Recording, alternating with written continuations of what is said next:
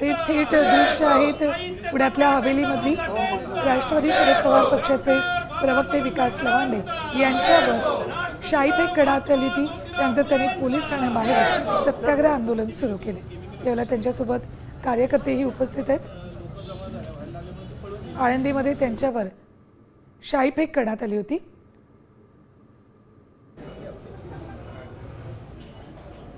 शाईफेक केल्यानंतर आपल्याला पिस्तूल दाखवून धमकावल्याचाही आरोप लवांडे यांनी केला।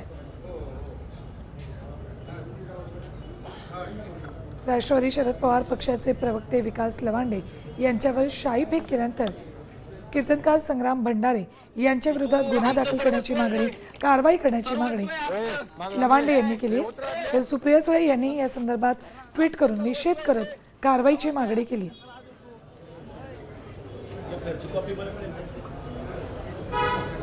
तर अजित पवार पक्षाचे नेते अमोल मिटकरी यांनी सुद्धा याचा निषेध केलेला आहे।